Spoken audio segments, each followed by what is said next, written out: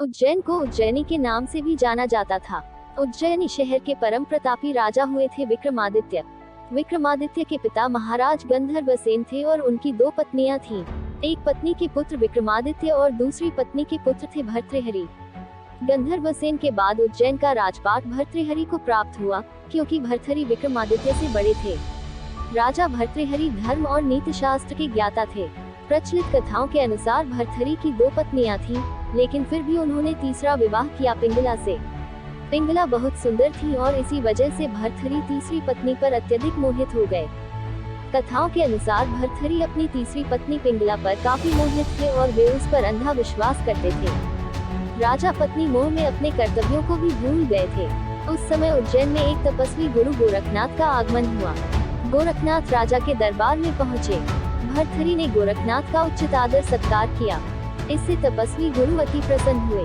प्रसन्न होकर गोरखनाथ ने राजा एक फल दिया और कहा कि यह खाने से वो सदैव जवान बने रहेंगे, कभी बुढ़ापा नहीं आएगा, सदैव सुंदरता बनी रहेगी। ये चमत्कारी फल देकर गोरखनाथ वहाँ से चले गए।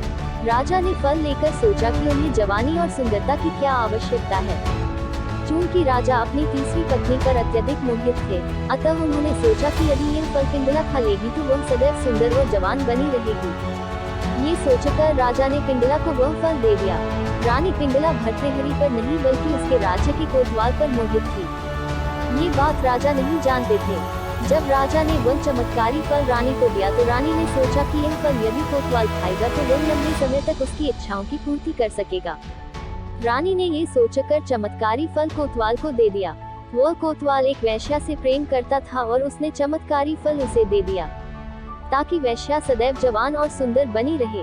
वैश्या ने फल पाकर सोचा कि यदि वह जवान और सुंदर बनी रहेगी तो उसे यह गंदा काम हमेशा करना पड़ेगा। नरक समान जीवन से मुक्ति नहीं मिलेगी। इस फल की सबसे ज्यादा जरूरत हमारे राजा को है। राजा हमेशा जवान रहेगा तो लंबे समय तक प्रजा को सभी सुख सुविधाएं देता रहेगा। ये सोचकर उसने चमत्कारी फल राजा को दे दिया। राजा वह फल देखकर हतप्रभ रह गए। राजा ने वैश्या से पूछा कि यह फल उसे कहाँ से प्राप्त हुआ। वैश्या ने बताया कि यह फल उसे कोतवाल ने दिया है। भर्तृहरि ने तुरंत कोतवाल को बुलवा लिया। सख्ती से पूछने पर कोतवाल ने बताया कि यह फल उसे रानी पिंगला ने दिया है। जब भर्तृहरि को पूरी सच्चाई मालूम हुई तो वह समझ गया कि पिंगला उसे धोखा दे रही है।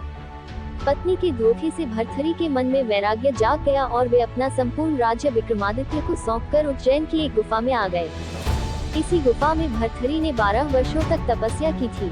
राजा भर्तृहरि की कठोर तपस्या से देवराज इंद्र भयभीत हो गए। इंद्र ने सोचा कि भर्तृहरि वरदान पाकर स्वर्ग पर आक्रमण करेंगे। ये सोचकर इंद्र ने भर्तृहरि पर एक विशाल पत्थर गिरा दिया। तपस्या में बैठे भर्तृहरि ने उस पत्थर को एक हाथ से रोक लिया और तपस्या में बैठे रहे। इसके संबंध में यह माना जाता है कि यहाँ भर्तृहरि ने तपस्या की थी। ये गुफा शहर से बाहर एक सुनसान इलाके में है। गुफा के पास ही शिप्रा नदी बह रही है।